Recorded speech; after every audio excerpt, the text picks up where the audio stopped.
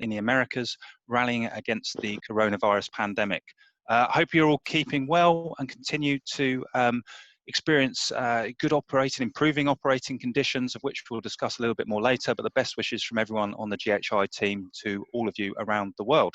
Okay, just before I get the session underway, just a few housekeeping notes for the seminar. We're going to have three main presentations, mini presentations of around about 10 minutes each, and then we're going to move into an open floor Q&A. We want your questions, and you can submit them via the little Q&A icon at the bottom of your screen. So just hover over that and you can type your questions in. A disclaimer that I'm not going to have time to get through all of them if it's anything like our first webinar session, but I will do my best to ask as many of those as possible. And you can vote for your preferred questions. And if you do that, it just raises them up the list on my screen, and I'll ask the priority questions first. Okay, so good stuff. We will be supplying the presentations to you after the webinar in full, because I know many of you would like to see them post-event. And following on from your feedback from the first session, I will try much harder to keep our speakers to their 10-minute presentation slots. So watch out, speakers. I'll be buzzing in when we get to 9 minutes to make sure we finish on time. I'd very much like to say a big thank you to TLD, to the team at TLD who have been our main supporters today and got behind this webinar. So thank you very much to Marc, Yves, Jean-Francois, Ed, and all the team at TLD for your support. Thank you. Okay, I think that's everything on the housekeeping. Just to sort of frame today's discussion, I just wanted to start by showing you, this is the latest coronavirus case data published by Johns Hopkins University. Apologies, a lot to take in on one screen there.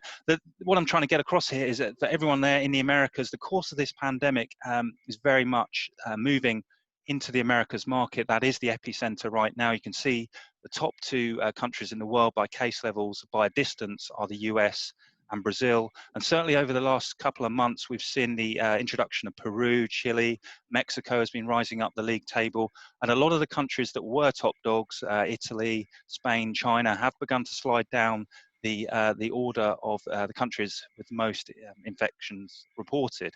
Not trying to depress you, but just to sort of say that this is a course, this pandemic, it runs along a curve. And I know many of you there in the Americas will be feeling very frustrated and despondent right now because you're experiencing the epicenter of the COVID-19 pandemic right now. But your colleagues in Europe and Asia have been where you are right now over the past sort of month or two. They are starting to show signs of convalescence and of coming through the crisis, and certainly there are some encouraging signs here in Europe and in Asia of restarts. It's not all unicorns and rainbows, as I'm sure the guys will testify, but there are positive signs, and you will get there too. So this is a chance today to share best practice and learn from one another, but also look across at Europe and Asia, because the restarts that are happening now, you guys in the Americas are going to be experiencing those in perhaps a month to 6 weeks time, and there's a lot to learn in terms of passenger processing, physical distancing, and operational changes. So the key message from me is, look guys, have hope. I know it's tough right now, but there's no fat lady who's going to be singing anytime soon, and she can't get a license to sing in public because of the coronavirus risk. So don't worry, keep the faith, and we will get through this. So less of that, and I'll move on with the main session. I just want to quickly introduce our panelists. Today we are joined by a stellar lineup. We have Marc Gill, Regional CEO, TLD, North America, Latin America, Australia and Japan. Welcome, Marc, who will be our first presenter. We also have with us, next up will be Raul Barrera, Senior VP Sales and Operations at Menzies Aviation. Welcome, Raul. We have Ruben Attahualpa, a friend of GHI and many times speaker at our conference in the Americas. Ruben is Director of Cargo Operations at Avianca Cargo. He moved into the role sort of the tail end of last year and has an instrumental role to play with Avianca with Chapter 11 bankruptcy protection, very much relying on your cargo revenues being high very soon, Ruben, no pressure. Yeah. And last but not least, delighted to welcome Matt Fagan. Matt is Procurement Manager International Airport Services at American Airlines, and will be giving us the view of a North American carrier. I'm going to hand over now to Marc, who will deliver our first presentation. We'll then go through to Raul and Ruben and Matt, and then we'll take your questions. So over to you, Marc. Okay, thanks very much, Matt. Appreciate it. Can you see my screen?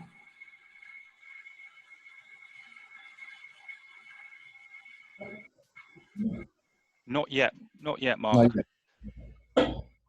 We'll just wait for it to kick in. Bear with us, ladies and gentlemen.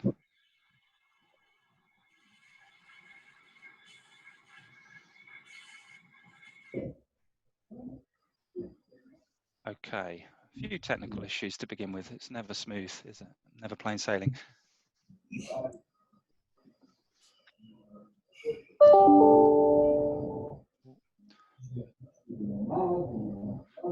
Just while Mark is trying to fix the screen share there, just to let you know, we've got an option today. I'm going to introduce a live poll.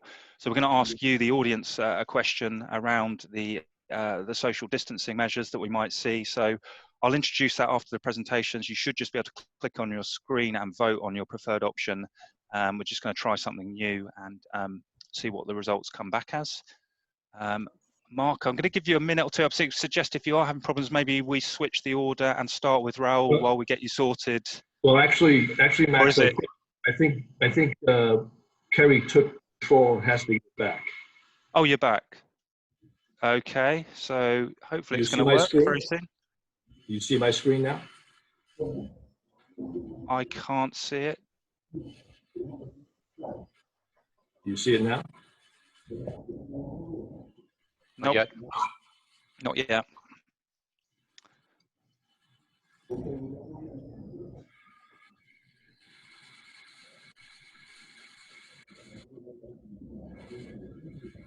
People can see Mark, which is good, but we were hoping to see the PowerPoint presentation. You can see it? No, we can just, we're still seeing the selection of the panelists, but not you, no screen. Yeah, so just getting some messages here. We can't see your screen. How about now? Yes, you're on, Mark. Brilliant. We're underway. Take two. Let's go. Okay, thank you. Okay, so thank Max and thank you everybody for joining today. And I plan to make a very brief presentation that hopefully will spur some discussion later in the event today. Now I need to make sure I can bear with me here.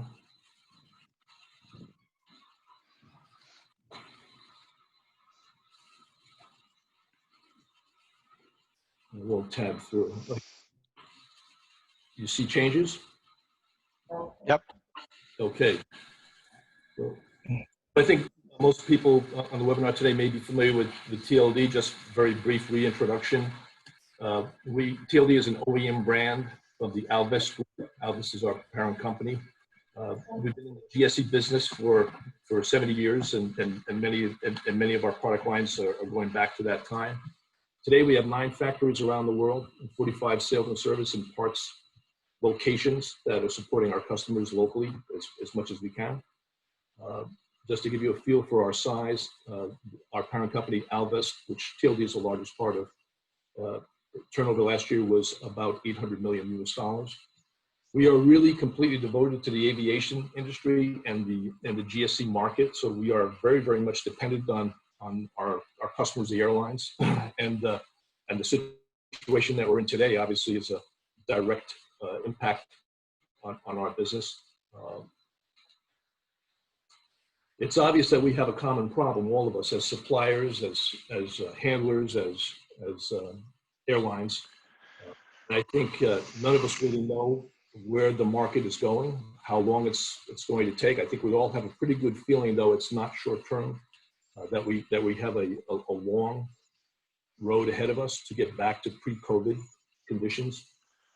And I think that we all understand that this is an opportunity and also an absolute need to reinvent our business. And we're doing it already in a lot of different ways. You can see, you can see passenger cabin space being converted to cargo already. You can see shop floors being reorganized to create social distances. We're all learning how to work out of our homes. The world is changing fast, and we are reinventing ourselves to adapt to it. It's obvious that the sooner that we bring confidence back to the airline passenger, the sooner all of our business comes back. So we have to have some focus on doing that. I mean, there's an awful lot going on in that area today, not only at the airlines but also in the GSE world. We know that in these very tight times, competition will be fierce for all of us, for the airlines, for the handlers, for the OEMs. And managing our costs during this time is absolutely crucial. We need to really work hard on reducing the cost of labor, reducing the total cost of ownership of our products. We need to take advantage of automation. We need to find ways to reduce the use of fuel. And we need to do all of this in a time when we have very little CapEx, any of us, to spend on it. So during this downturn, as a GSE manufacturer, we believe that our role is to preserve our industrial capacity. We have to be ready. Rebound will come eventually. We have to operate in a way that we don't damage our ability to come back and to support our customers during that time. We have to preserve our engineering expertise. It's an extremely important time for us to be innovative, to start producing the product, developing the processes for the future. We have to, as always, stay very close to our customers with regards to support. You're still operating. We still need to support you. We still need to make sure that downtime is minimized. And maybe more than ever now, we really have to work in a real era of transparency to understand each other's challenges, which may be unique now, in order that with the energies and the investments that we're really trying to use judiciously, we put them in the right places so that we're most effective in helping each other. You know, supporting one another is an extremely important part of what we need to do going through this crisis. And in the last webinar, sharing was mentioned very specifically. Today, the major airlines, most of them have received some significant funding from the governments to help them, to help sustain them. The ground handling community, the GSE suppliers, and many of us are just above the size that we really can't take advantage of small business assistance. We don't have the access to the stimulus type packages. We're really on our own. And so we need to work closely with our suppliers and also with our customers to make sure that we are smartly and fairly sharing the cash among us and working in ways where we support each other with terms and conditions, keep orders trickling to keep business flowing, have reasonable terms. We know we have to stretch cash, but we have to be fair to each other.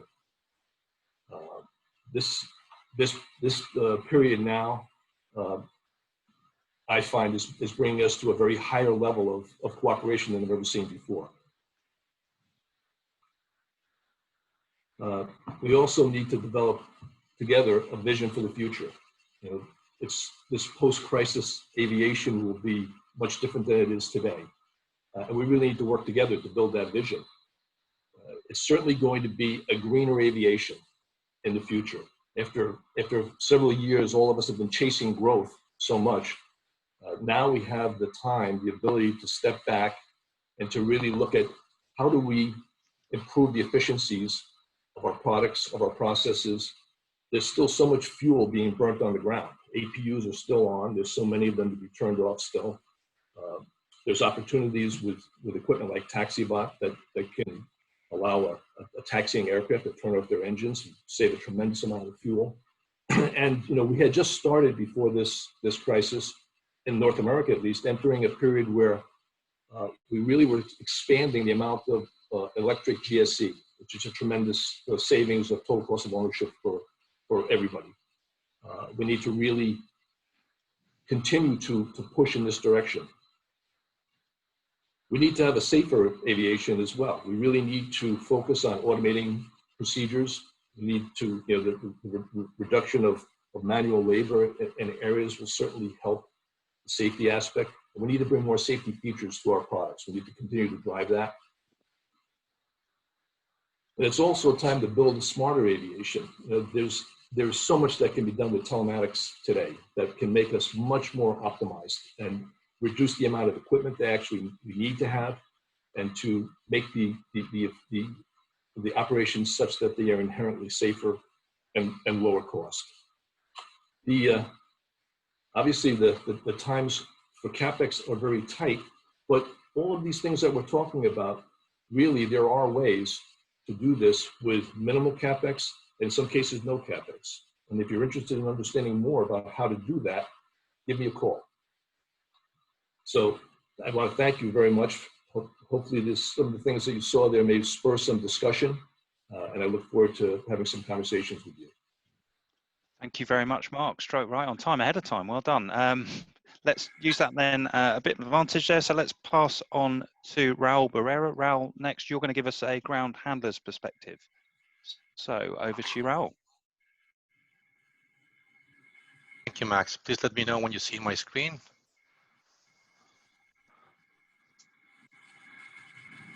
Can you see it now? We can see it, Raul. Yep, I can see that. And now, can you still see it? Yep. Yes. Okay, perfect.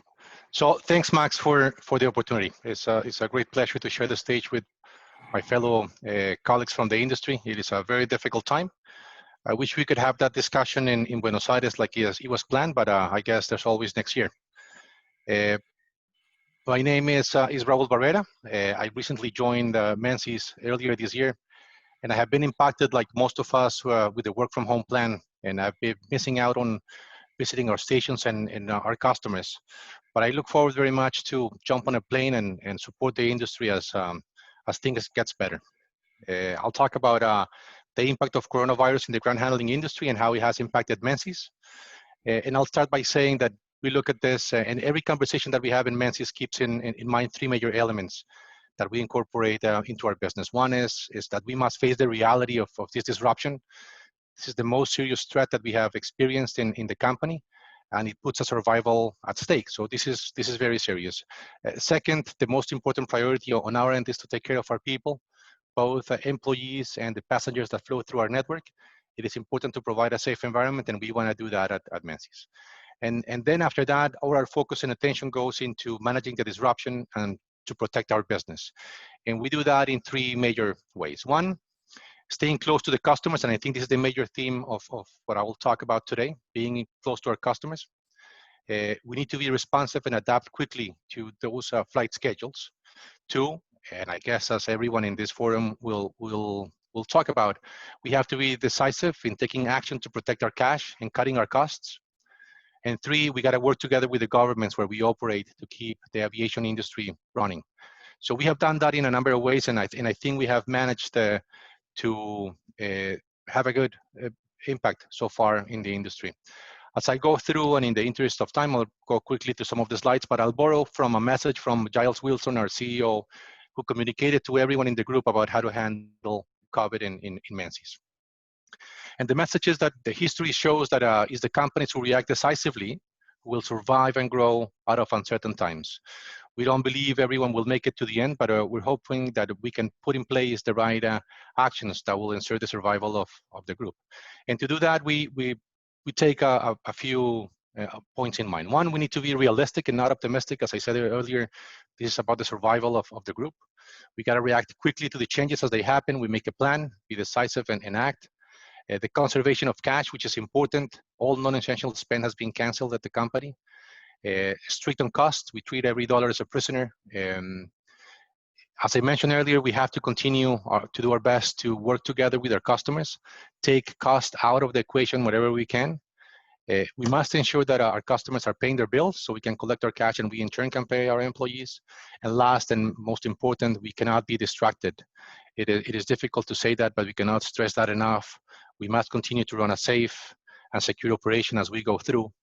And that's what our customers expect from us. So very important that we keep that in mind. So I want to talk more about the changing in dynamics between us and the ground handling industry and our customers. We believe that we need to work together. Mark was pointing out to that earlier. Working together is the key. We also believe that in Menzies. It is not time to pick on fights or have strong positions on some of these key items. We need to have that conversation. What we have seen from the commercial standpoint is a change in two ways. One, as I mentioned earlier, we have to be close to our customers. We gotta make sure that we understand those changes in schedules. We have seen how some of these schedules are changing on a weekly basis and sometimes on a daily basis. And that, of course, triggers changes in our resource allocation, and we must pass that on to the operation. So very important that we know what's happening with our customers. And two, there's a temporary shift in our priorities in the commercial division of our group. As the sales activity is winding down, we focus now on cash flow and making sure that we get the money in house, get paid on time. And two, we're having the conversations nowadays about adjusting our arrangements while the flights return and we normalize our operation. So these arrangements that we have in place, I think it's a time for us to revalidate and question and adjust and accommodate to the new reality. For example, the SLA flexibility, as new schedules are brought into the network, the requirements are different. In some of our contracts, we have bonus or penalties that we expect to be relaxed in a way, and we don't expect the full applicability of these terms as we go through and implement these new changes. So SLAs must be flexible. In hand with that, the operational complexity has increased as we have to accommodate now for PPE, enhanced cleaning, and some other requirements that inevitably drives costs in our operation. Sometimes it drives additional workload in our operation. That must find a way to be incorporated into our contracts, be it in a way of a temporary fee, as we have had the discussion with some customers, or a more permanent adjustment on the rates. It is something that we have to incorporate. And on the same token, the pricing adjustments. When we built our rate structure in the past, we did it based on full schedules. And now this is no longer applicable. The economies of scale are disappearing on our end. Efficiencies are lost, and those fixed costs that we always had, those leases, that equipment, must be allocated to a smaller contract base, and we must have that conversation. That pricing needs to be revised and adjusted depending on the volumes. And it could be similar as to the previous point. It could be flexible while the business returns to normal, or it could be a more prolonged adjustment, maybe via RFPs of RFQs as we expect the market to drive in the next few weeks and few months. Payment terms, I talked about that one. Before COVID, we were seeing requests from customers to move into a 60-day payment term, 90-day payment terms. I don't think this is healthy for the industry. We have a strong stand on that one, but we want to work together in perhaps keeping those terms at 30 maximum and work on a faster billing cycle with weekly billings, bi-weekly billings, so we can collect the cash early and take the risk out of the equation. And last, as the airlines evaluate the routes that they will operate, we also in Menzies will have to take a look at the stations where we operate. And inevitably, we'll see some stations that will no longer be viable from an operational standpoint or from a financial standpoint. And we need to factor that into our equation. What is important is that we communicate with our customers early. So we identify plans and put those in place to avoid disruptions. At the moment, we don't have a specific station that we want to make a call on, whether we will stay or not. But I think down the road, as the airlines confirm their schedules, we might see that situation. We want to be mindful and communicate to our customers proactively when we can. I'll talk a little bit about, I think everything has a silver lining, and in the case of COVID, Marc was pointing out to this earlier, I think the unexpected innovation has found a way into our industry. We have been criticized in the industry for not implementing changes fast enough, but I think we have proved that it can be done. What we have seen is the implementation of business transformation processes at a record speed, the temperature screening with thermal imaging, the adoption of cargo and cabin practices, the electrostatic spraying or cabin fogging, even the work from home schemes are things that traditionally would have taken us months, if not years, to get implemented, discussions in multiple forums, multiple tests, but we have shown that in the industry we can react quickly, and I think that's something that we can take and learn for the future. So that's in a way part of the good news. And I'll close my introduction talking about Menzies in particular in the Americas. We started the year with about 14,000 people, and we're down to less than 6,000. So 8,000 people have been removed out of our network in different schemes, either furlough, layoffs, or different practices. And those that have stayed are working fewer hours. So big impact on our hours in the industry. Along with that, our revenue is down by 70%. Our ground handling turns down by 75%. Fueling is down by 75%. Our cargo handling product has shown more resilience, and it's only down 37%, which is positive, but nevertheless, it is not enough to sustain the operation that we had last year. When we look at the individual performance of the stations, we see Toronto coming down 88%, Chicago 74%, Cancun and Mexico 96 and 87. Bogota came down to a standstill of 100%.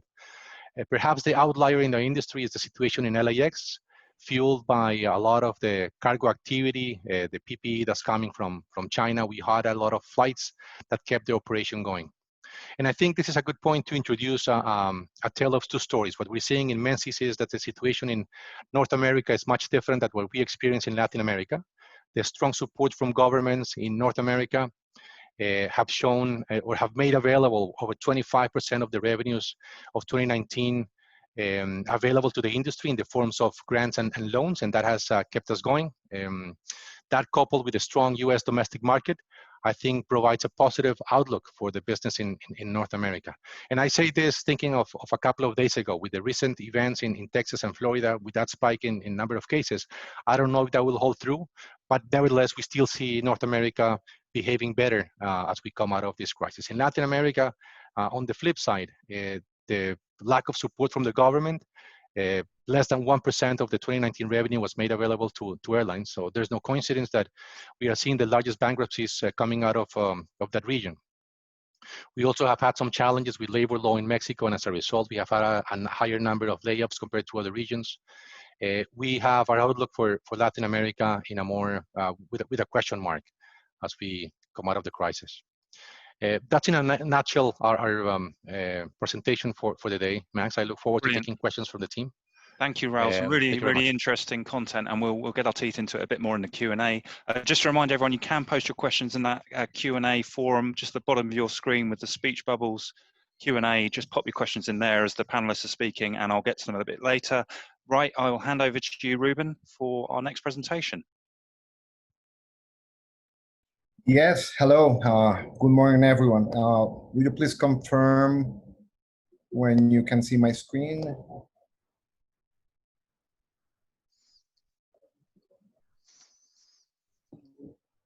Oops. Not yet, but hopefully very soon. 1 second, please.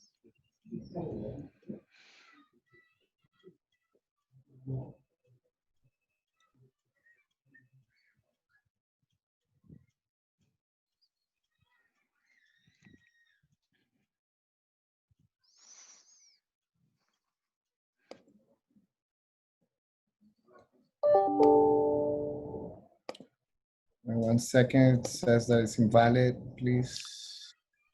I'll see if we can get you some, whether Kerry or Alice can help with technical support. Have you got two screens, Ruben? We've had a bit of an issue where there's dual screens.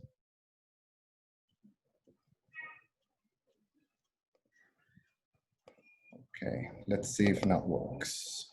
Okay, let's give it another go.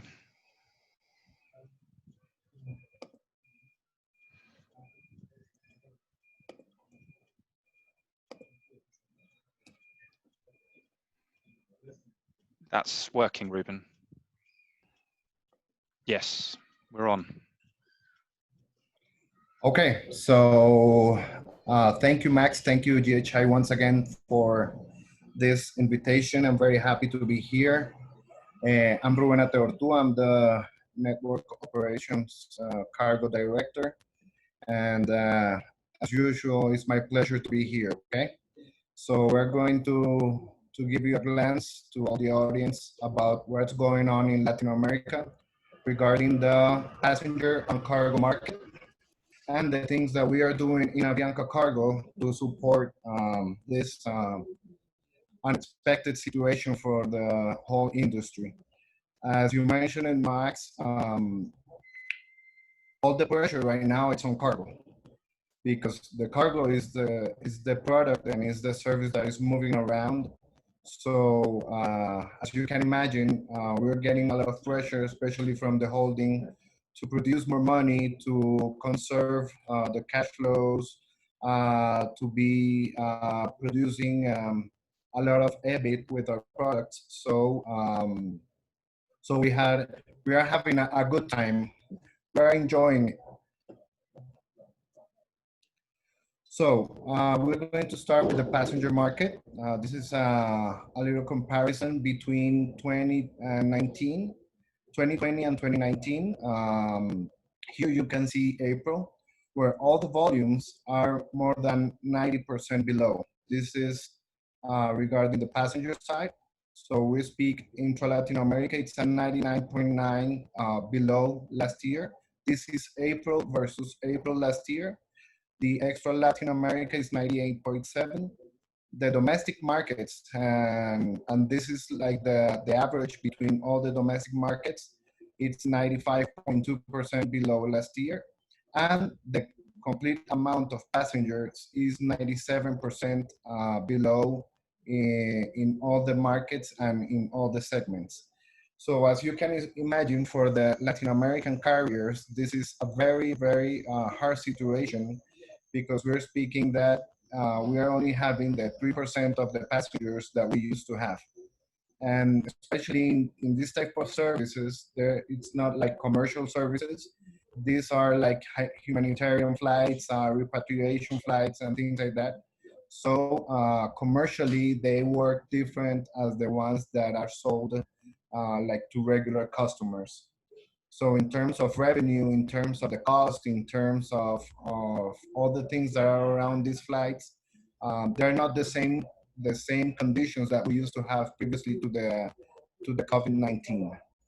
And the year to date, this data is from January to April. The intra-Latin American market, we are down 34.1%. The extra Latin American market is 32.1%. The domestic markets are 26.9%, and the total passengers are 29.6% down. So as I mentioned, this data is to April, because the ones for May are not, we don't have the numbers yet, but for sure it's going to be very similar to the ones that you see here in April. So what you can conclude from all of this is that obviously your market is not doing well, and you are not having passengers at all. So and someone in the panel mentioned it before, the Latin American carriers have not received any aid from the governments. And we are speaking that the two major carriers, that one of those is Avianca, are in Chapter 11 right now. Why? Because of the cash. Because there's no money moving around. So somehow the companies, what are doing with the Chapter 11 is to protect themselves, and somehow protect the markets, and somehow protect the assets, because when you are not receiving this aid, we have been grounded for more than 3 months. So the situation basically is unsustainable. And here we have a little map that is the one that is being released daily by IATA about the changes of the borders in the different countries. Most of the countries in our markets, and I'm saying Central America, Colombia, Peru, Ecuador, Chile, Argentina, they are closed. They have the borders closed.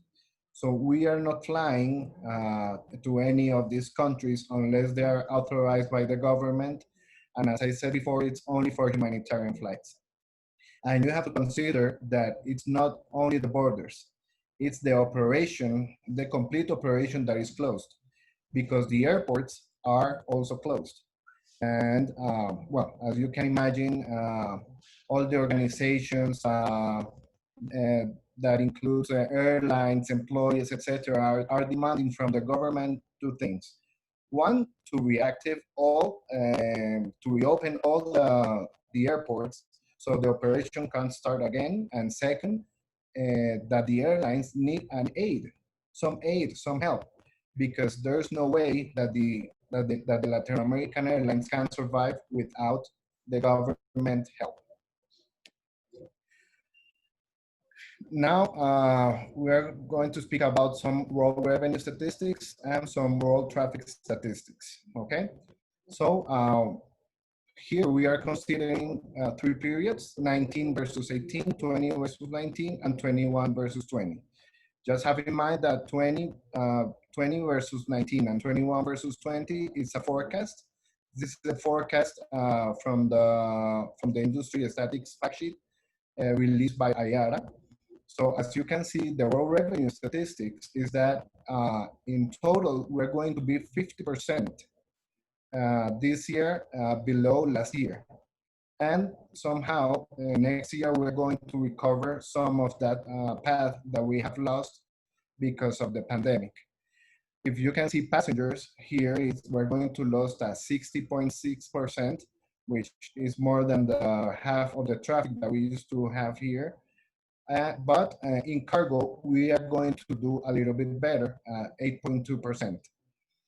So as I mentioned before, in cargo, we are having a lot of pressure right now. But when cargo, it's like 20% or 25% of the whole market, of the airline market. So the 25% cannot fill that hole that we are having on the passenger side. So it's very difficult for the airlines, which are like Avianca, to continue the operation or only with the revenue that we are receiving from the cargo side. And in the regarding the traffic, you can see that cargo this year is going to be 16.8% less than this year, but the forecast for next year says that we're going to be above 24.6%. And on the passenger side, we're going to be below 54.7%.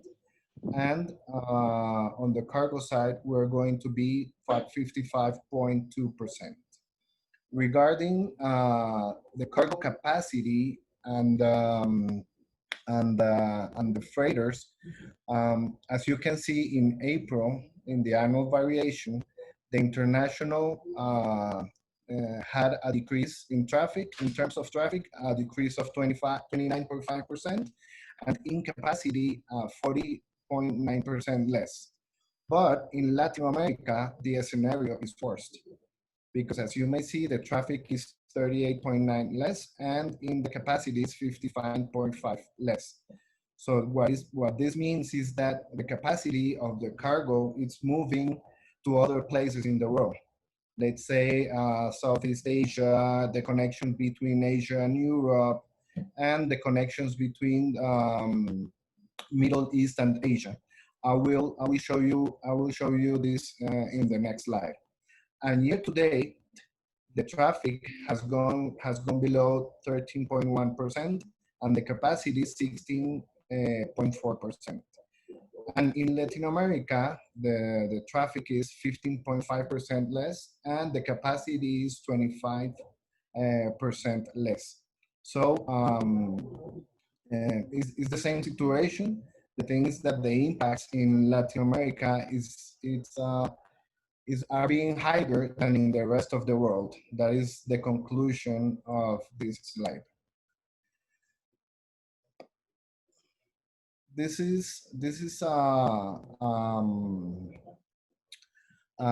We have a consultant that sends us every week the changes of the cargo capacity on the cargo market. As you can see, the orange line is the passenger belly. So you can see it's below 20,000 tons, and it started almost in 100. So that means that capacity, it's the gap between the blue line and the orange line is the gap that you are having of capacity and the need of the market. Because somehow what the cargo market is doing is trying to support the market with the freighters, which are the ones that continue flying, but there's not enough capacity, so that's putting pressure on terms of the aircraft, on terms of the capacity, and on terms of the rates. Because the air freight is getting a little bit, it depends on the market, but it's getting a little bit expensive for the ones that use this kind of service. And as I mentioned, the intra-Middle East and South Asia and Latin America and North America show the highest capacity declines, and the Europe Middle East and South Asia show the highest capacity increase. So when you have an increase of capacity in the cargo market, that means that you are having better rates in those markets and you are having more cargo. So what the airlines do is that they move their capacity to those markets in order to get more revenue for their ATKs. What we have, obviously, what we are doing here is to think outside the box. And as Raul mentioned it, we have to do some different things in order to get the planes continue flying and in order to get the revenue. As I mentioned, there's a lot of pressure in the capacity. So what we are doing here is we have all our freighters flying. We have 11 freighters going around the world. And we have put some passenger aircraft with cargo, with only cargo. And we call them the ghost flights. Why ghost flights? Because they are not carrying passengers. So we had, well, this was a very nice experiment, a very nice process to build up, because everyone was involved here. The passenger side, the cargo side, the technical side, the operation, the dispatch and operation side, because it's very different to put when you are dealing with a weight balance. It's very different to deal with passengers than to deal with 300 or 500 pieces of boxes. So it was very nice to see how when you are in this type of situations, you can think outside the box, think where are the opportunities, where are the routes that you need to fly, where are the needs of the region, because one of the things that I want to have clear here is that Avianca, it's doing what we have to do. It's not only in terms of revenue, but in terms of the connectivity of the region, because we need to transport medical supplies, because we need to transport medicines, because we need to transport perishable goods. We need to transport a lot of things. So what we did here is that it's a strategical decision in terms of we need to fly in a smart way, but we also need to have our region connected with the rest of the world. And as you can see, some pictures of what we are doing with the seats and the passenger aircraft. And because of this, obviously, we started flying to places that we have never flown. For example, we're going to China, we're going to Japan right now. We started our freighter services to Madrid, Amsterdam, Munich, some places in Central America like Mexico, San Salvador, San Pedro Sula, Panama, and also some of these new destinations were handled by our ghost flights. And as you can imagine, this was an operational challenge in terms of how do you deal between the two routes, between the routes that are handled by a ghost flight, which is a passenger aircraft with only cargo, and how do you handle the routes that are handled by a freighter itself?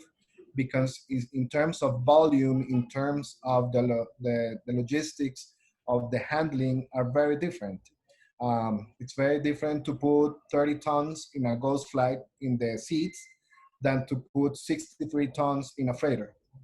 Because in the ghost flight, it's a very intensive labor process, because you need a lot of people to accommodate the boxes, because you need to make sure that the nets are in the way they should be. So as I mentioned, it was a very, very nice process to build this up.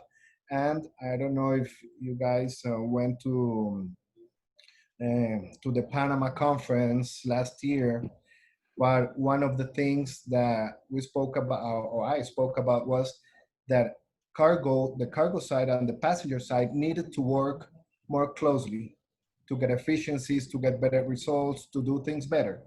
And this has been a golden opportunity for all of us to accomplish that, because now we are only cargo, we are only flying cargo, so we are just one airline flying cargo, including the passenger side, equipment, everything.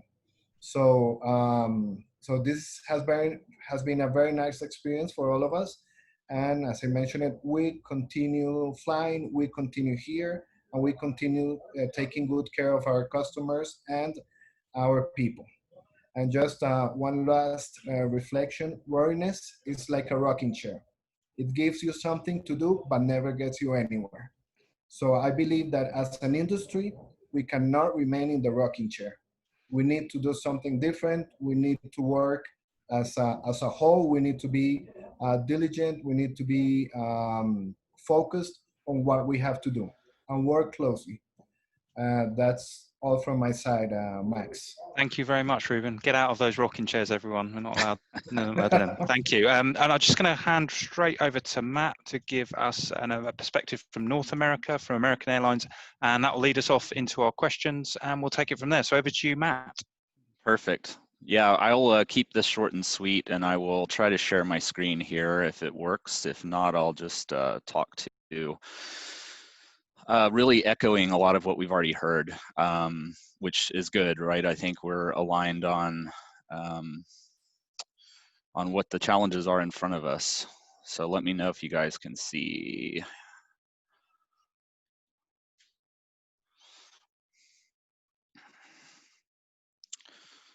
Can you see everything okay? Yes, we can, Matt. Perfect. Okay, perfect. Yeah, so just put together a couple of slides for discussion here, and you know, I'm gonna keep the, I think the numbers that we had are not showing up. Just a second.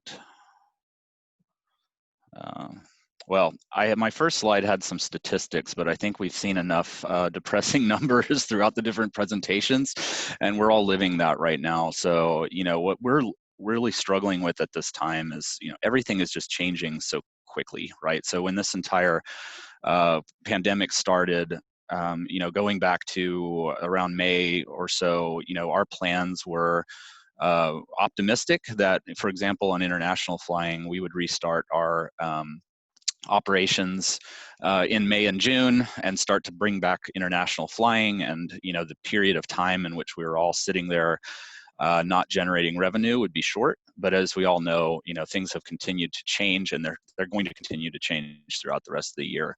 So I've just summarized here, you know, what are all of these challenges that we all face, airlines and handlers. Ultimately, you know, our goal is ensuring the safety of our passengers, our employees, and our business partners. But there's all these things swirling around that, right? So how, you know, where and when can we fly?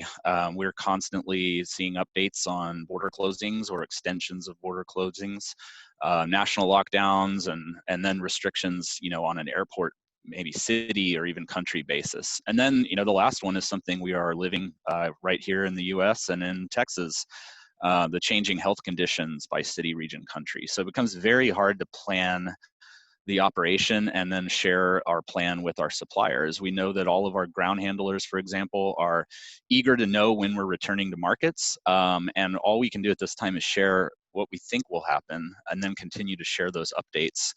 But communication is key, right? We've got to get information out to the market as soon as we know it.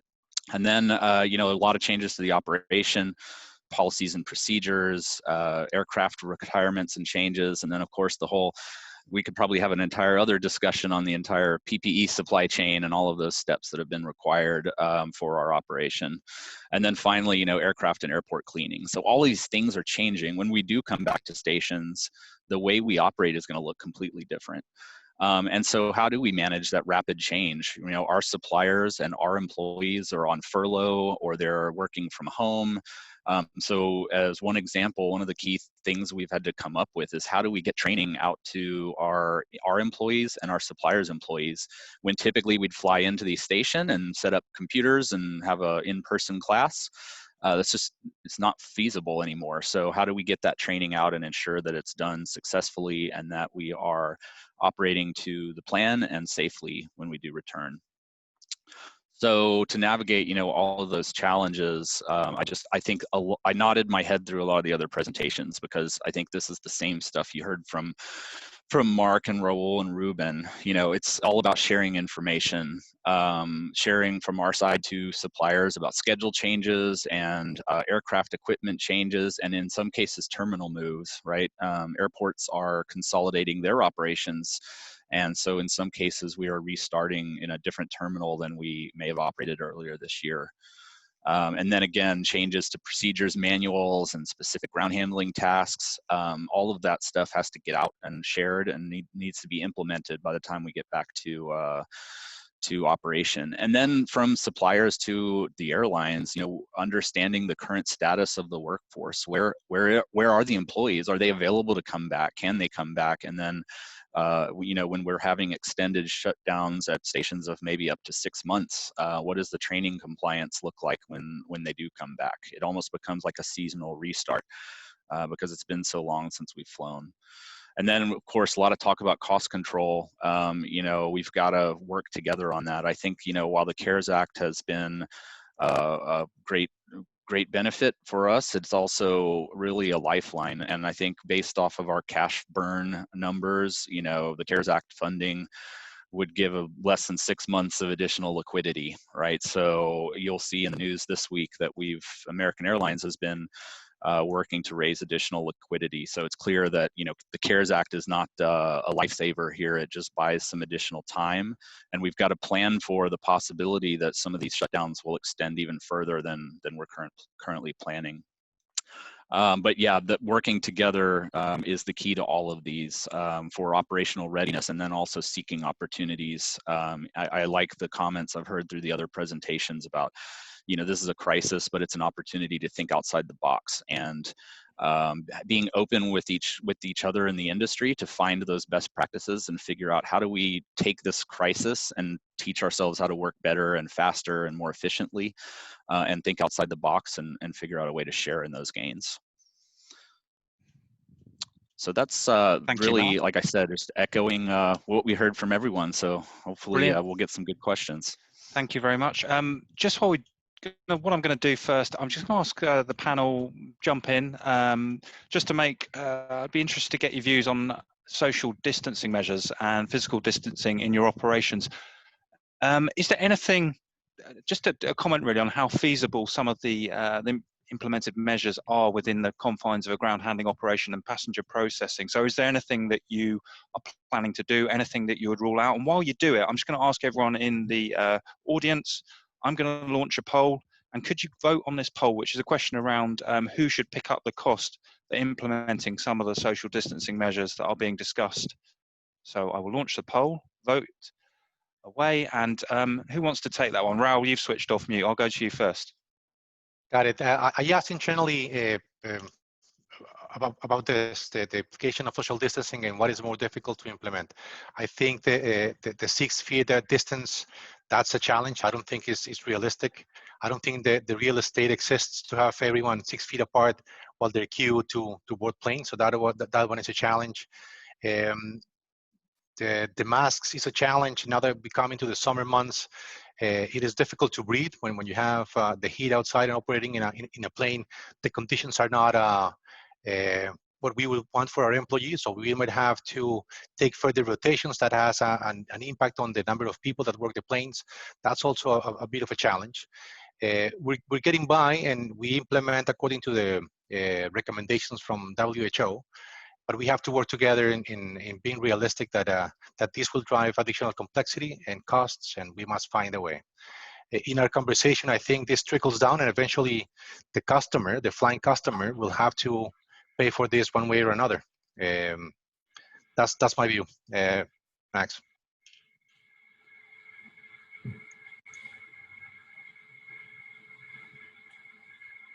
Max, you're on mute. Schoolboy error. Who would like to come in? But one more comment from the panel, and then I'm going to announce the results of the poll, and then we'll move on to some audience questions. Ruben, do you want to be? Yes. Just to say that I'm not sure if the question is the right question, because as I mentioned it before, this cost is going to be a reality, and it's going to happen. So if with all the stakeholders that are the owners of the process don't put a little bit, the industry is not going to work, because it's not only the government, it's not only the airlines, it's not only the ground handler, it's all of us. So I believe that in terms of the cost, well, everyone should assume the part.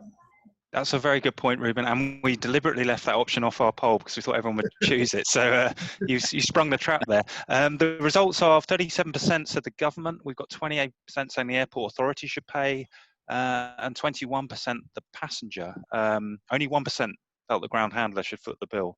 So we must have a lot of ground handlers on the call, I can only surmise. Right, let's move on to some of our audience questions. Most popular question I've got here is for you, Marc. Has COVID-19 prompted you to develop new types of GSE? And that was from Shailender. Well, maybe more than developing new types of GSE, it's more adapting existing GSE. There are some opportunities to use GSE to help support the process of making it safer for the operators to use it. There are ways to put barriers in place and to make the cleaning of GSE easier.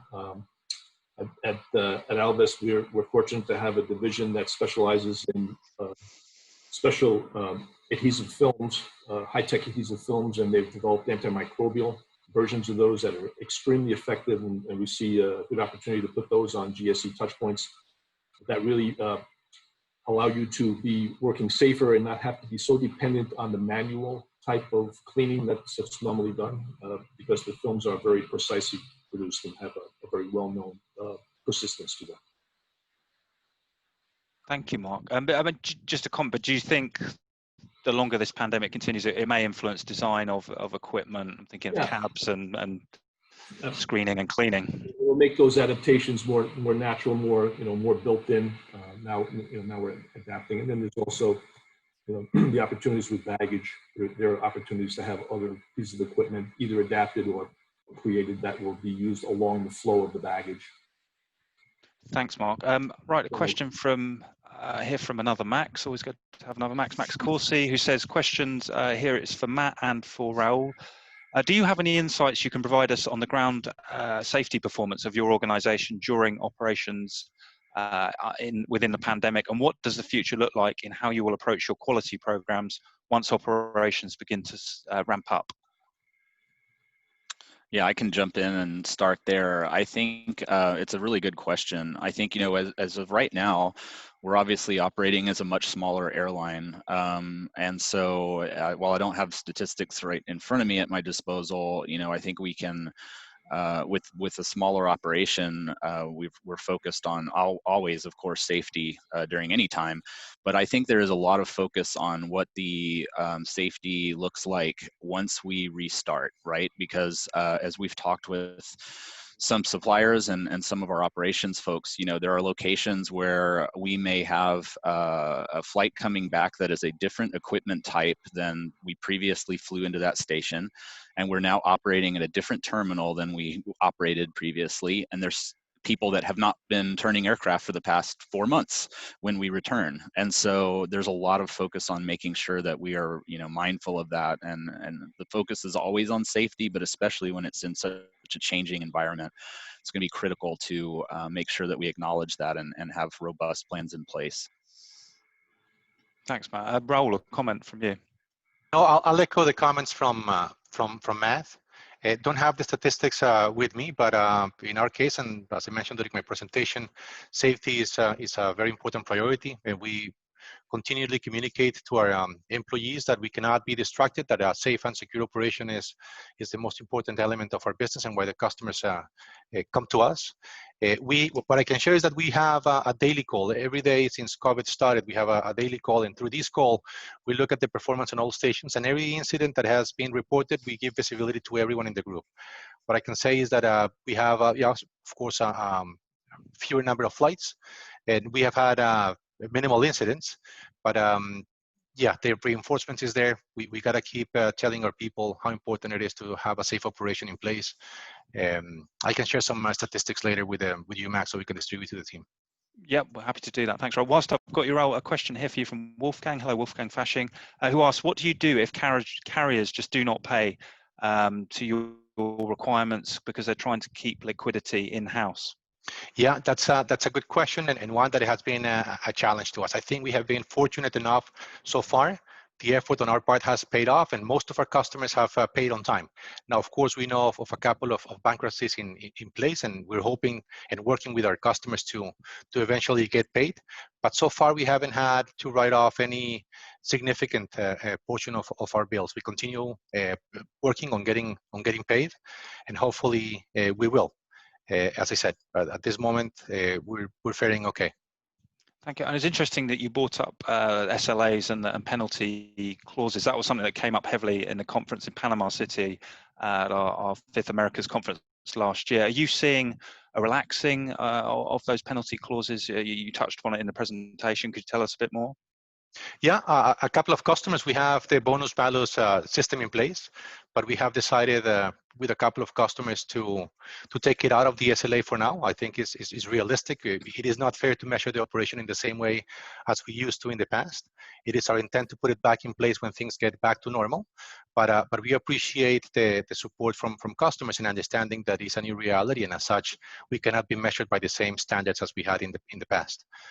Similarly, a part of our revenue also came from having those bonus in place, and we're taking the hit on that side. So I think this is a good example of working together, right? It is one where we both compromise for the benefit of our operation after all. Yeah. Thanks, Raul. A question from Robin Marino, who says, on the one hand, cash is key to protect. On the other hand, we need to take the opportunity to innovate. Innovation is an investment. So what's the strategy on innovation, how to balance it with cash constraints? I'll come to you, Ruben, on that one.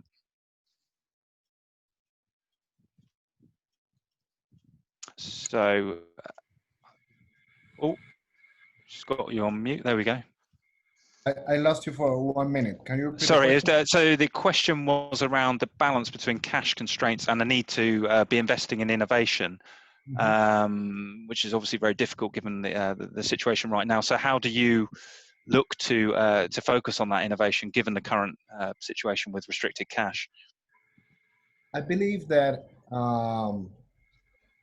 what we are doing right now is that if that innovation or that investment can give you some additional revenue, additional income, or additional efficiencies in a very short time, I believe the company is still open to that.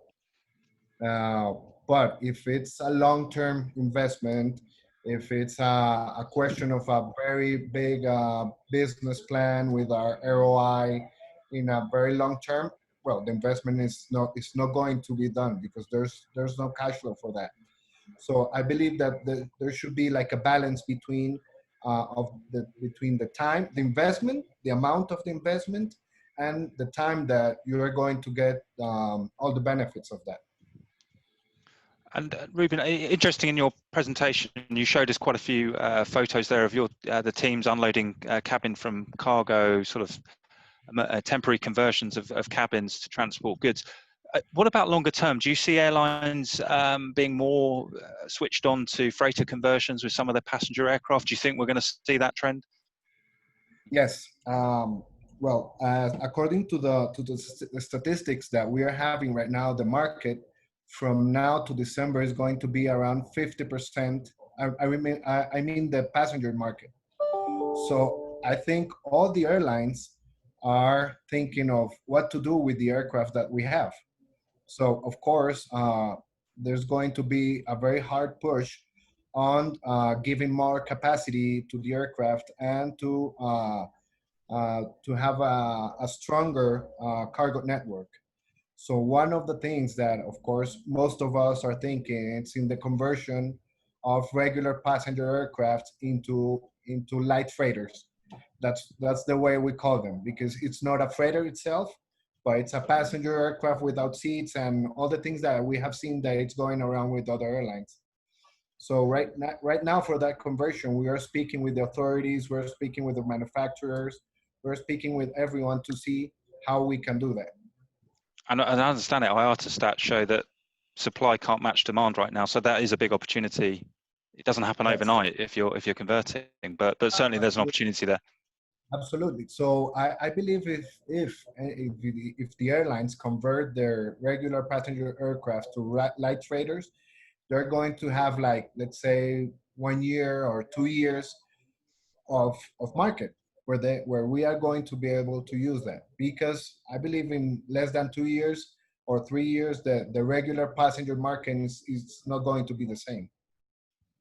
Thanks, Ruben. Another question for you, Mark, has come in from Shailendra. Do you forecast significant reduction in GSE inventory for the next 3 to 4 years? How do you see it? So certainly, everything is parked, and I'm speaking a bit for our customers at this point, but everything is parked. They're only using a portion of it, and I know that many of our customers are taking the opportunity now to scrap equipment that they know they're not going to use, and it's very old and it doesn't make sense to keep it.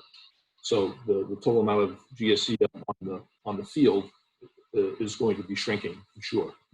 And I think that many of our customers are thinking about the future, knowing that they want to replace it, and they'll replace it with more efficient equipment.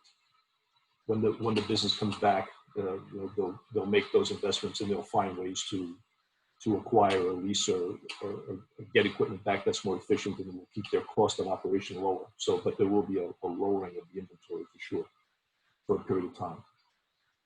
Thank you, Mark.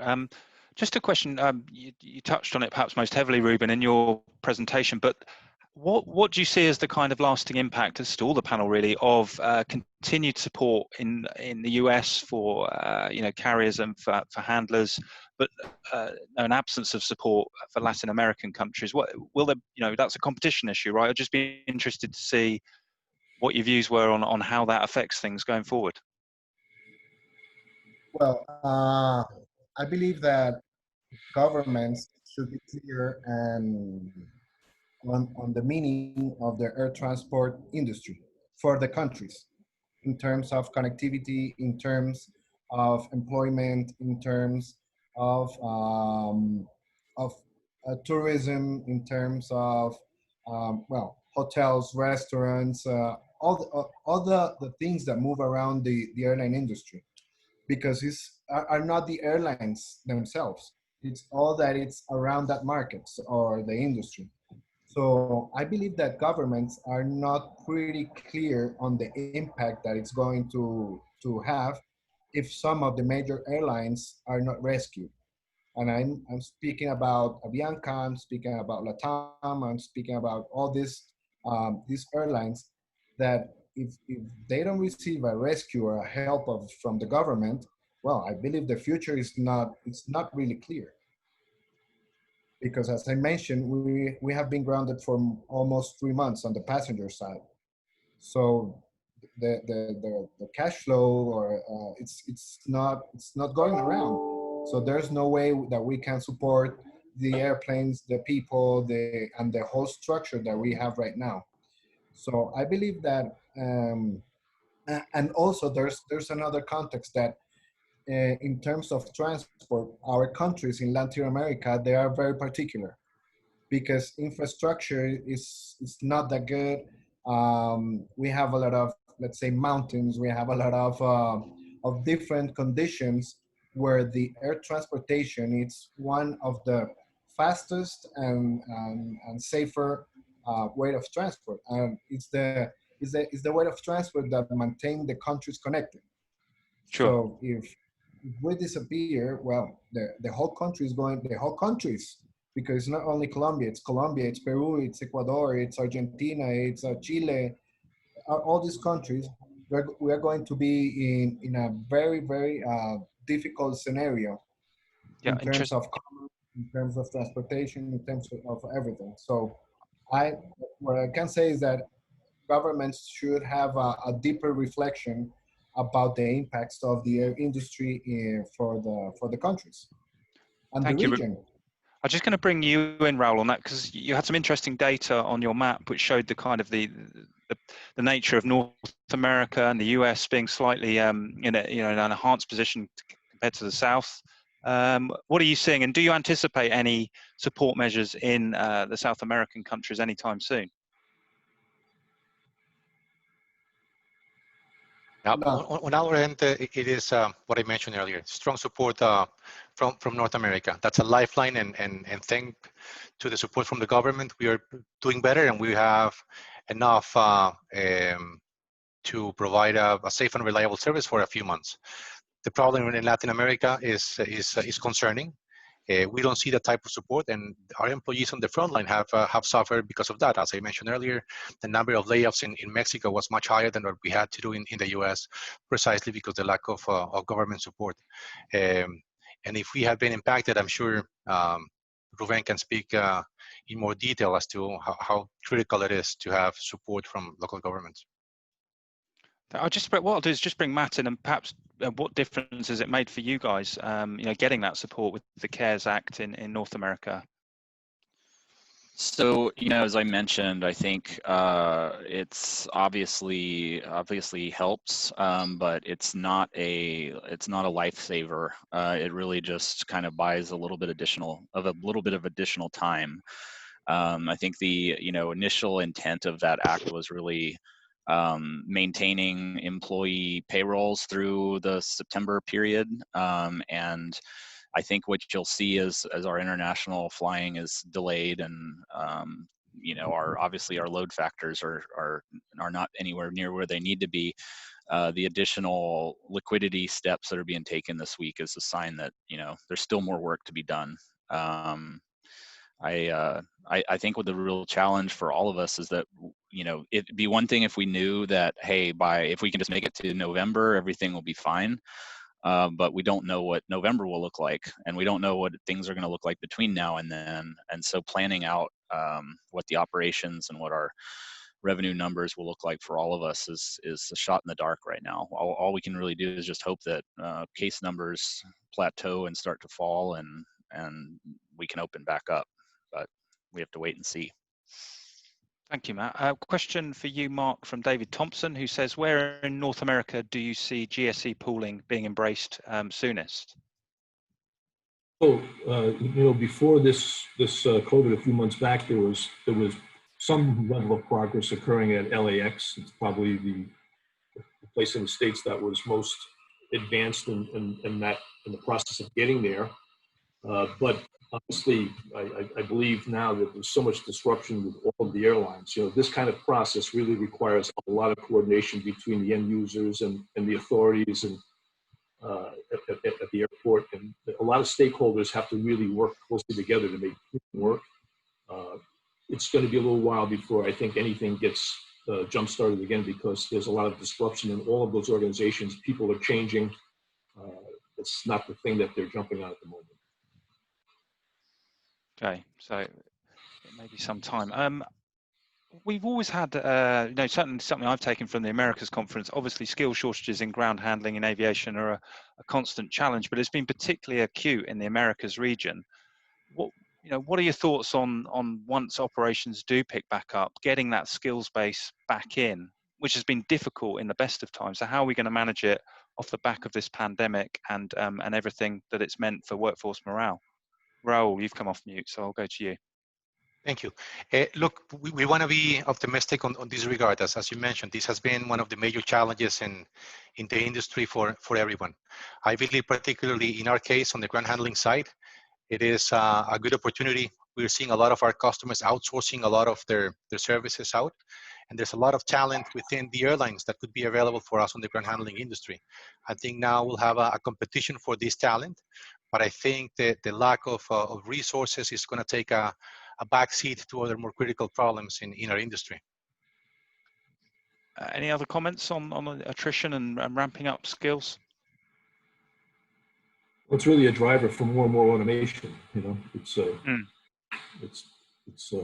It's been difficult to get skilled help, I think, for all of our customers over the last few more difficult. And I think it's really a driver for automation and for process improvement. Thank you, Mark. Right, let's take another question. We've got one here for you, Raul, which asks, how do you propose using UAV technology drones, etc., as a substitute or supplement GSE, not only now, but all in the times to come. So I guess building on Mark's point there about adopting new technology and automation on the ramp.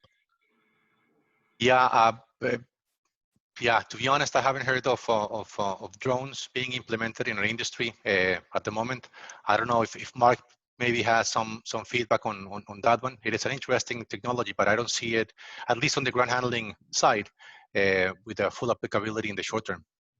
Yeah, Raul, also, I'm not knowing so much about drone activity on the ramp.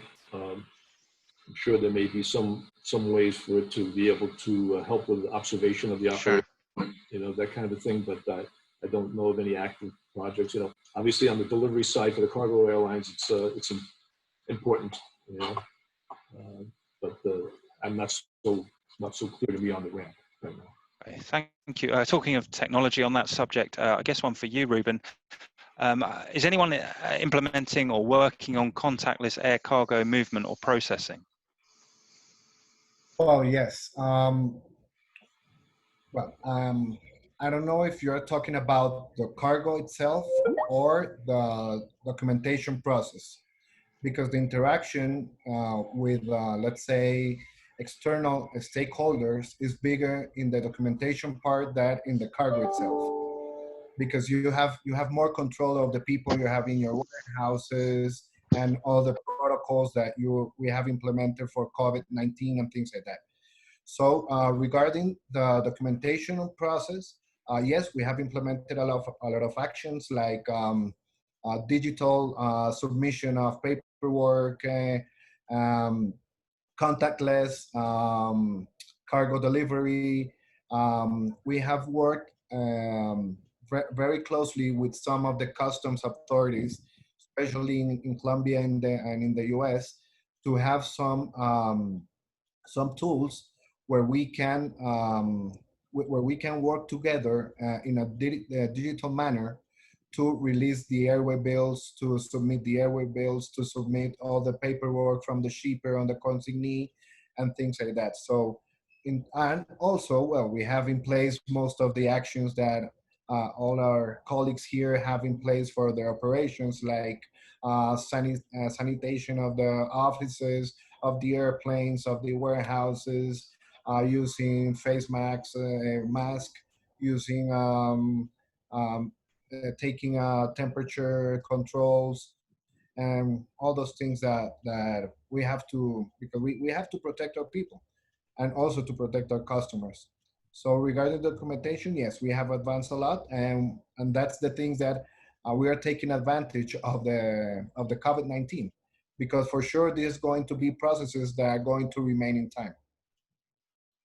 Thanks, Ruben. Well, I've got about 12 minutes left, so let's rattle on with these questions. Quick one to all of you. How have you adapted your own leadership style during this COVID-19 crisis, if at all? Who wants to go? Let me start on that. I believe for us, and as we have spoken in the webinar, there's a lot of pressure on people, including us, for sure, because the industry, as the numbers are not good, the future is not looking good. I believe the leadership here is to maintain the people focused, to let them know that I'm speaking on the cargo side, that we are the ones that are supporting the structure at this moment, and that we need to maintain focused on doing a good work, of taking care of our people, of taking care of our customers, and to do things in a better manner than we used to do them, because it's like a decisive time. So I believe that the leadership should be focused on maintaining your team in a consistent, and to keep them together, so we can do things better than the ways that we used to do. Any other comments on the stress and strains of being a leader? It's an interesting time, and we always have to be focused on safety and ensure that our organizations operate safely in factories and offices everywhere. but it's even more so now because we have an additional threat that we typically didn't have in the past. So we have to become as expert as possible on how to keep people safe and how to make them feel comfortable. We need to maintain a balance between working from home and also having people in factory offices to be able to help support the shop. And so it requires us to do a lot of planning and to really assign to our teams, the task of making things safe and making people comfortable so that we can work effectively. We also have, because you have a lot of people that are working from home, you're not seeing each other so much, it really drives us to be hyper communicative in more ways than we had in the past, when it was very easy to just walk down the hall and say hello or ask a quick question, or to have group meetings. We have to really create the same kind of level of communication in other ways. So thank you, Marc. Way of the future, though.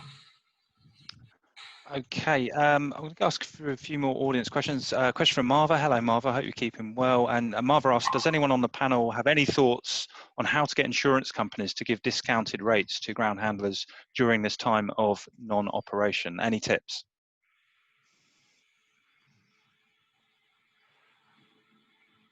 I see you nodding, Marc, like you know the insight. So you got any advice for Marva? Half the battle is asking. I don't know. I don't know. Advice. People can be understanding. Sharing with the team, as we look into renewing our policies, what we have seen is actually an increase on those premiums. It's a very good point, but I don't think that's one way where we will see cost reduction. I know the implication of fewer flights, in theory, would drive these costs down, but it's not what we're seeing from the insurance industry. Looking forward to hear from other colleagues to see if that's the same theme that we all are experiencing, but it is a challenge on our end. Thank you, Raul. Question from John Bolt at Damarel. Hi, John. To you, Raul. Is the Menzies approach to SLAs based on the volume of a carrier's flights compared to the normal schedule, or a blanket approach? No, I think it goes by customer and by contract. Whenever we have that SLA that is strict and constrained, we have to go back to the customer, and we're doing it with large customers and small customers. I think this is an issue that affects us all. And we are not we're not differentiating by the size of the customer. I think we are doing it by station, by customer, everywhere. Okay, thank you. Question here for both Ruben and Matt. How much preventative measures, social distancing, etc., have been taken or will be taken? Do the airlines take necessary measures for employees' personal safety?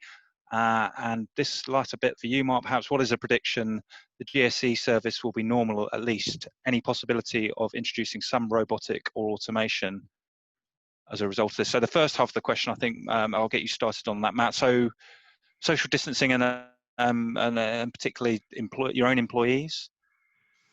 Sure, absolutely. Yes. And I think that's something, that continues to evolve as well, right? So, I think for all of those plans, for whether it's social distancing, PPE usage, physical barriers, anything like that, there's not one plan that's been put in place that will get us through this. It's really about constantly evolving what's working, what's not, and then being able to move quickly and partner with our suppliers as well if it's something that involves suppliers. I think as one example of a challenge is in looking at for cabin cleaning. So obviously there's a lot of focus on that right now. In order to meet some of the requirements we may be looking at, then do we then in turn cause social distancing issues on the plane because there's too many cleaners on board? So it's really weighing all of these different factors and making sure we're tied in closely with the operation to see what's working and what's not and what needs to be revised. And again, working with our suppliers where their employees are involved as well. Well, from my side, we have done some things around that. One, we have some specific crews regarding the shifts. So the shift that comes on Monday, it's a shift that is different than the one that comes on Tuesday and on Wednesday and on Thursday and on Friday. So you don't cross them. In order to have, let's say, like an epidemiological fence. So if you get any infected employee, well, the only thing that you have to do is to isolate that specific team and not the complete team. So that's one thing. The other thing that we have done is that we are making preventive tests every week for the people to see if they have the virus or they don't have it. And regarding the social distancing, one thing is that we have sent people that only work like with the airway bills or with the customs or things like that to do their work at home.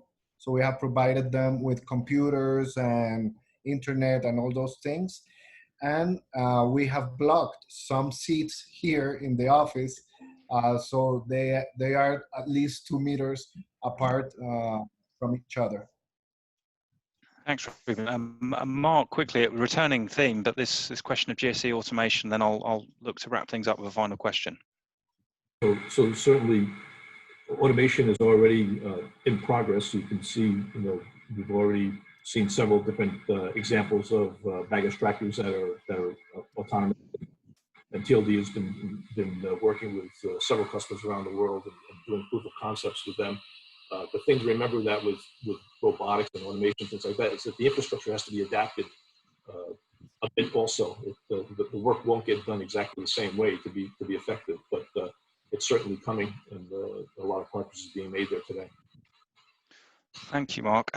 Right, we're right out of time almost. Apologies for not getting through all those questions, but a nice finishing question here from Alexandra Bollet at Swissport. Thanks, Alexandre, who asks for all of the panelists to give us one positive takeaway for improving collaboration between airlines, handlers, airports, and suppliers from here on during this crisis. So who would like to go first? What can we do to make things? We talked about, Raul, you focused on that spirit of collaboration, how important it's going to be. What's the one thing you think we can take away from this and start to implement? I mentioned the SLA flexibility. I think that is one. We have been too focused on performance, and I think right now safety is more valuable.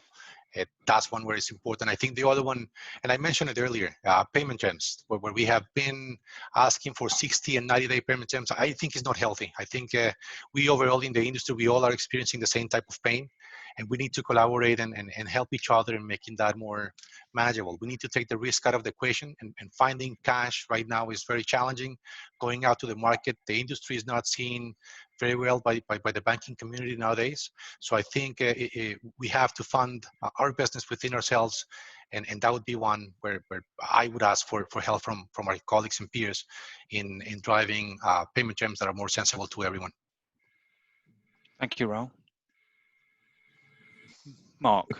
In addition to what Raul said, I agree 100%, but I think also we need to partner a bit, maybe more than in the past. We have some very, very collaborative situations where we've achieved a level of trust with each other as a supplier and a customer, where we've been able to share our visions together and develop them together, understanding that things take time, and we're going to be, we've got a long haul ahead of us, like I mentioned earlier, and so we have to start developing the plan together, but acting like partners in a trusting way gets a lot done. Thank you, Mark. Matt. Yeah, I would just start by saying I think I have seen a lot of collaboration immediately. This is something that impacts the entire industry. It's not limited to a certain region or, airlines only. Everybody is dealing with this. And so we're all really forced to find creative solutions and collaborate. And I think there have been examples where maybe it starts with the airline and the ground handler looking for opportunities to reduce costs, and that may then, as those ideas are developed, may mean looping in the airport authority if there's fixed costs on rents or things like that, and I think if we continue to communicate and collaborate and share ideas, you know, that's the first step that's critical. And then, you know, really having the commitment to follow that wherever it leads. We've got to work together. We can't just lob proposals back and forth. We've got to sit down and figure out solutions that are good for everyone. Thank you, Matt. And finally, Ruben. Well, I totally agree with the collaboration, but remember that collaboration is a matter of trust. So one of the things that we need to work each other on that is to trust each other, trust the handlers, trust the airlines, and build. And for me, the thing here is to build a long-term relationship. I believe that the dynamic of the market, signing contracts only for 3 years, 2 years, 1 year, I don't know, that's not a long term. And that doesn't permit any of both sides to build up a structured, a solid project for the future. So I believe this is going to be a good opportunity to evaluate that. Let's see if we need to work in to be more confident, to trust more each other, and also to build together a long-term projects. Because as I mentioned, for me, a contract of 3 years is not a long-term project. Indeed. Thank you. Well, just to say thank you to you all, gentlemen, for being with us this morning, your time, this afternoon, our time, and sharing your views and your presentations. Really appreciate your support. Thank you to all of our attendees and delegates that have logged in, and all of your questions. We will send you a recording of the webinar in due course, and we will send you through everyone's presentations as well. Just to let you know that our next webinar is due on the 30th of July, so make a note of that one in your diaries. It's going to be on the topic of winter operations, which is very hard to contemplate in the 30-degree heat of my bedroom right now, but we will be looking at that topic. And yeah, we're also sending you a short feedback survey. We'd really value your views, and let us know what you've liked, what areas we could improve, and we'll be looking at that ahead of the next session. Stay safe and well, keep the hope, and we look forward to speaking to you all again very soon. Thank you all very much. Thank you. Yeah. Thank you. Thank you, everyone. All the best, everyone. Thank you. Nice seeing you all. Take care. Bye. Take care, everyone.